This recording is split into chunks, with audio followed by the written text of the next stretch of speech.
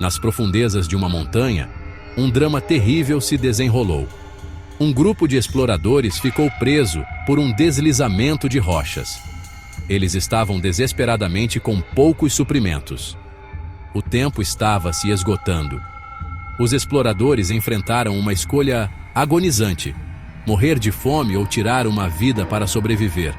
Os exploradores fizeram contato com o mundo exterior.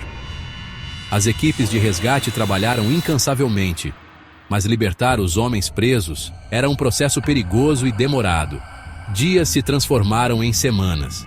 A esperança dos exploradores diminuiu com a diminuição do suprimento de comida.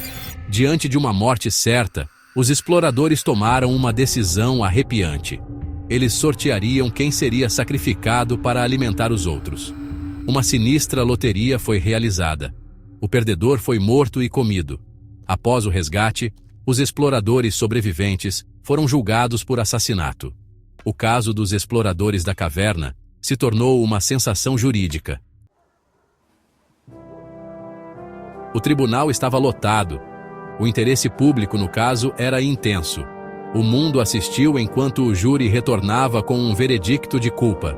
Os exploradores foram condenados à morte por enforcamento. O caso gerou um debate generalizado. O veredicto do júri foi justo.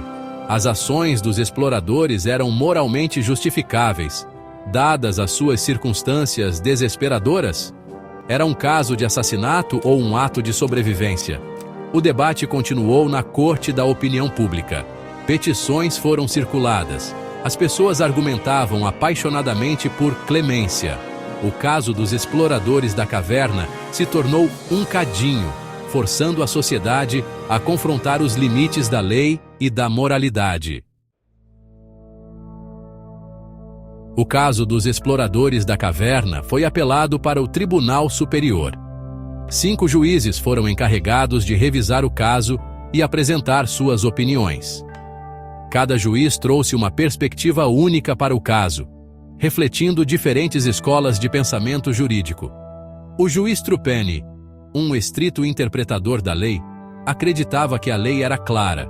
Os exploradores cometeram assassinato e deveriam enfrentar as consequências. O juiz Foster, no entanto, argumentou que os exploradores estavam em um estado de natureza e deveriam ser julgados por leis diferentes. O juiz Tatin, conhecido por sua abordagem meticulosa, se viu dividido.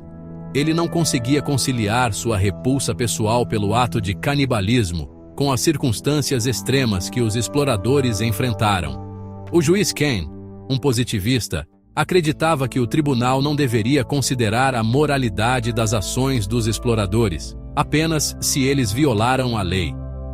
O juiz Rand, conhecido por seu pragmatismo, argumentou que o tribunal deveria considerar a opinião pública. Ele acreditava que os exploradores mereciam clemência. As opiniões divergentes dos juízes refletiam a complexidade do caso e a dificuldade de aplicar a lei a uma situação tão extrema. O caso dos exploradores da caverna continua sendo estudado e debatido até hoje.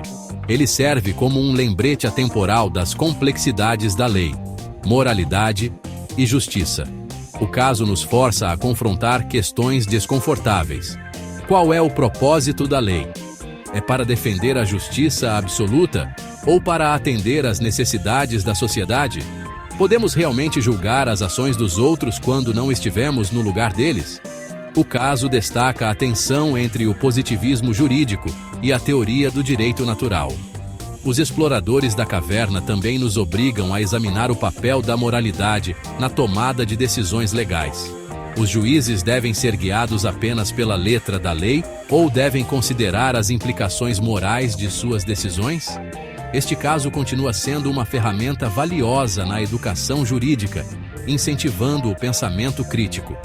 Ele nos desafia a lidar com dilemas éticos e os limites da lei. Os exploradores da caverna são mais do que um caso hipotético.